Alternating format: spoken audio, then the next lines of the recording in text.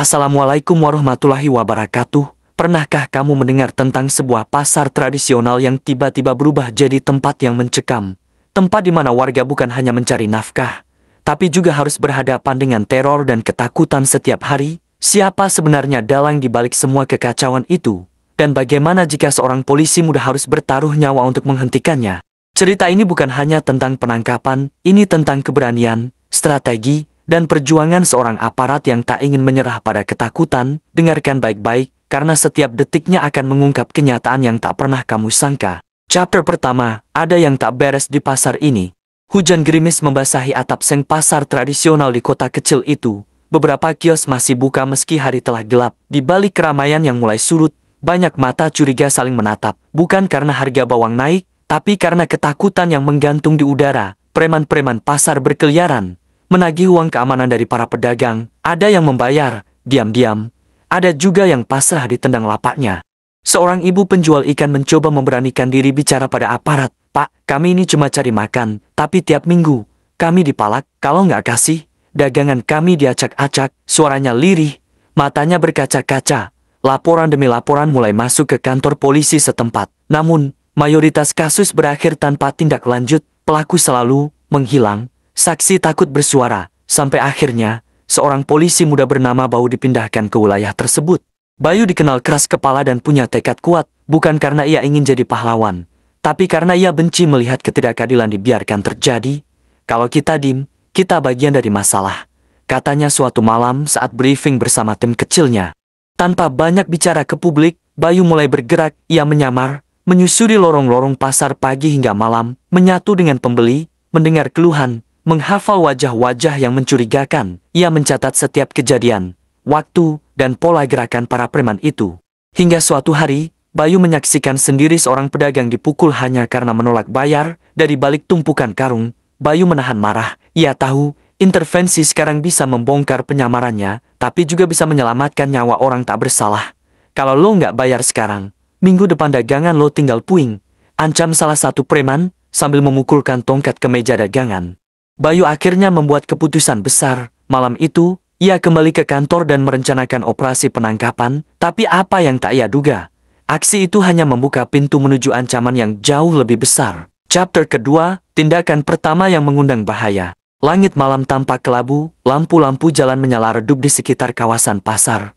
Seolah tahu bahwa malam itu akan membawa sesuatu yang tak biasa, Bayu berdiri di sudut gelap bersama dua anggota kepercayaannya. Mereka mengintai dari balik mobil pikap kosong. Di depan mereka, dua preman sedang memalak pedagang buah yang baru saja hendak menutup lapaknya. "Kita eksekusi di hitungan ketiga. Ingat, jangan pakai kekerasan kecuali terpaksa," bisik Bayu. 1, 2, 3. Bayu bergerak cepat, menangkap tangan preman yang sedang menarik keras si pedagang. "Polisi, jangan bergerak!" Preman itu terkejut, mencoba melawan. Namun Bayu lebih sigap. Dalam hitungan detik, pria itu sudah diborgol. Temannya mencoba kabur, tapi ditangkap anggota lain yang datang dari arah belakang. Jangan kirim gue ke kantor.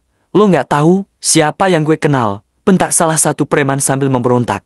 Bayu mendekat dan menatap tajam. "Gue tahu persis siapa kalian, dan gue juga tahu bos kalian pasti nggak suka kalau lo nyanyi di dalam." Setelah penangkapan itu, pasar mulai terasa sedikit lebih tenang. Beberapa pedagang tersenyum lega, meski masih ada kekhawatiran di mata mereka. Namun bagi Bayu, ini baru permulaan. Malam itu juga, Bayu meminta agar kedua preman tersebut diperiksa lebih dalam. Ia berharap bisa menggali informasi soal jaringan yang lebih besar, tapi informasi yang didapat membuat bulu kuduknya merinding. Mereka semua tunduk sama satu orang, nama samaran si Taring. Enggak ada yang berani nyebut nama aslinya. "Dia bukan cuma bos, dia legenda di kalangan mereka," ujar salah satu penyidik. Bayu diam sejenak. Ia menatap papan peta besar yang menampilkan denah pasar. Si Taring, jadi ini dalangnya. Beberapa hari setelah penangkapan itu, keadaan mulai berubah. Bukan menjadi lebih baik, tapi justru lebih mencekam. Para preman menghilang dari peredaran. Tidak ada yang memalak, tidak ada yang merusak lapak, tapi juga tidak ada yang bicara. Seolah pasar sedang menahan napas menunggu badai datang, dan badai itu benar-benar datang.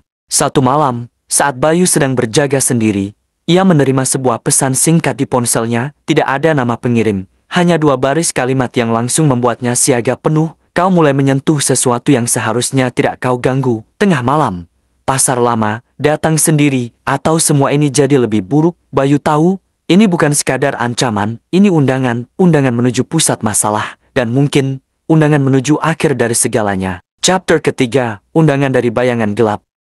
Bayu memandangi layar ponselnya lama, tangan kirinya mengepal, pesan itu singkat, tapi bobotnya seperti batu besar di dada. Ia tahu, ini bukan jebakan biasa, ini adalah peringatan, sekaligus tantangan. Pasar lama, tempat yang sudah jarang dikunjungi orang sejak kebakaran kecil 2 tahun lalu, kini hanya digunakan untuk menyimpan barang atau sekadar jadi jalan pintas. Tapi malam ini, tempat itu menjadi panggung pertemuan dengan sosok yang selama ini bersembunyi di balik bayang.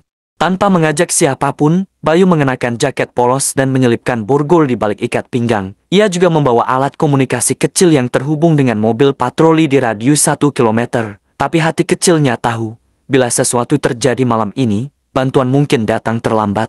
Jam menunjukkan jam 23:47 saat ia sampai di ujung pasar lama. Angin malam meniup bau lembat dari bangunan-bangunan kosong.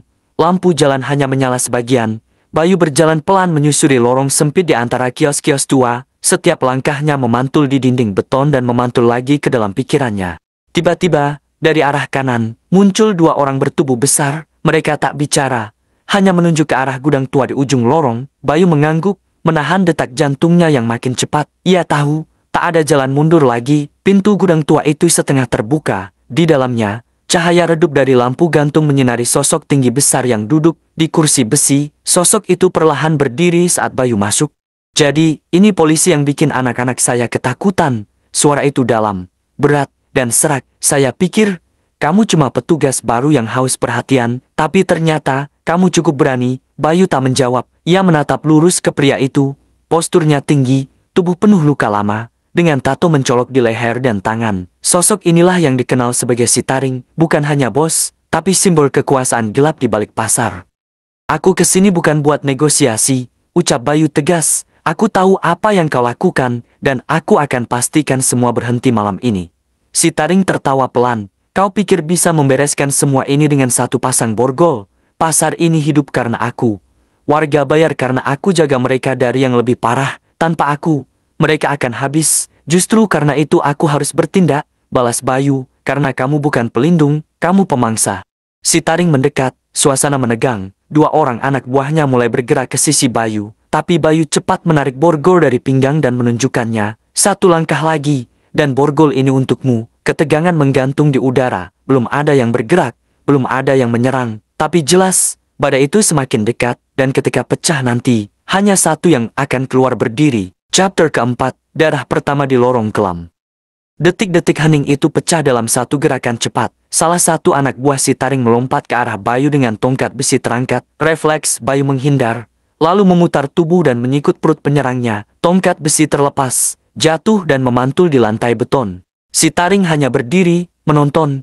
Sementara Bayu harus menghadapi 2 pria bertubuh besar dalam ruang sempit, dengan cahaya lampu bergoyang-goyang membuat bayangan mereka bergerak seperti hantu. 1 pukulan telak mendarat di rahang Bayu, membuatnya mundur beberapa langkah. Tapi ia segera membalas dengan tendangan ke lutut lawan di depannya. Suara retak terdengar jelas. Pria itu roboh, sambil mengerang kesakitan.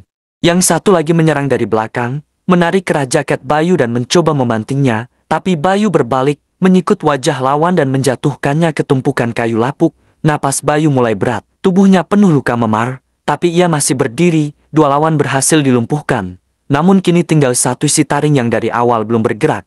Perlahan, sosok itu melangkah ke depan. Langkahnya berat namun mantap. Setiap suara langkah bergema seperti palu godam di kepala Bayu. Si Taring membuka jaket kulitnya, memperlihatkan sabuk besi dan rantai kecil di pinggangnya. Aku suka cara kamu bertarung, tegas, cepat. Tapi kamu bukan yang pertama, katanya dingin. Sudah banyak yang coba hentikan aku, tapi lihat di mana mereka sekarang.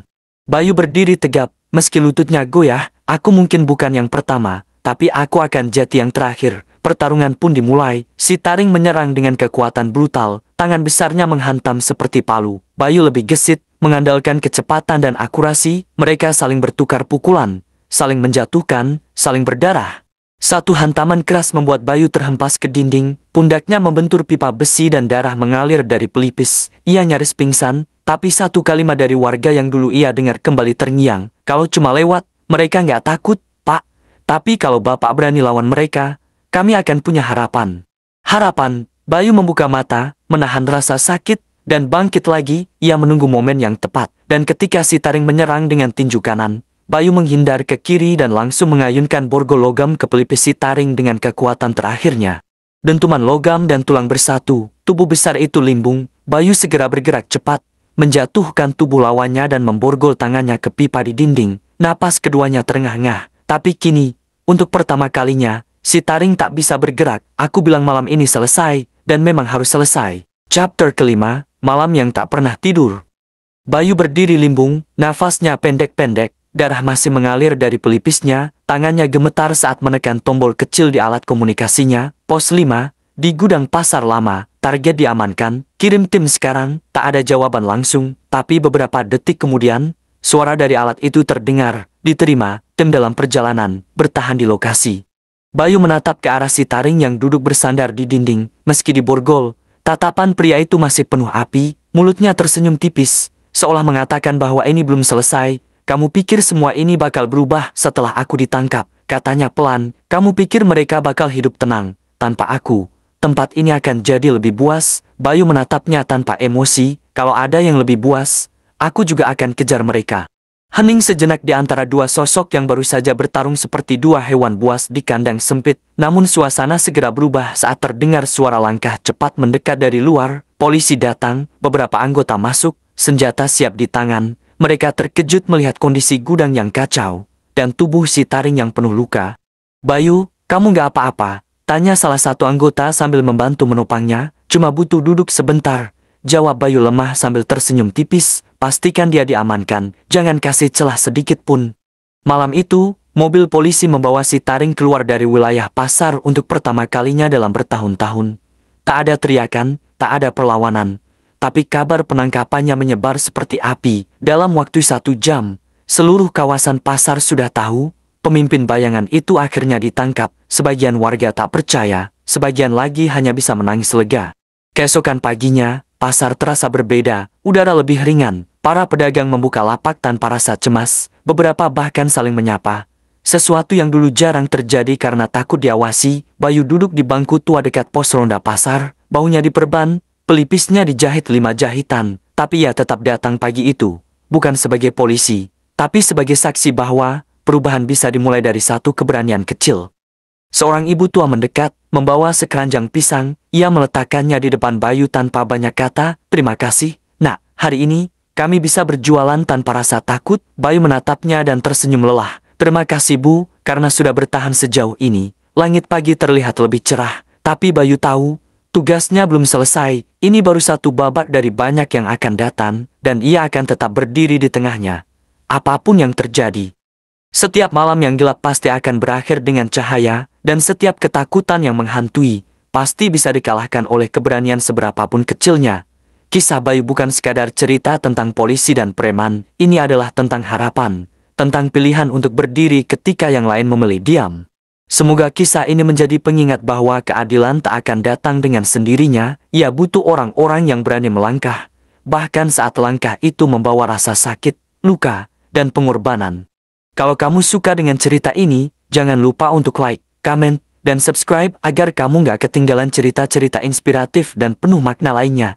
Dukung terus channel ini dengan berbagi ke teman-teman kamu, karena satu cerita bisa mengubah cara pandang seseorang. Wassalamualaikum warahmatullahi wabarakatuh.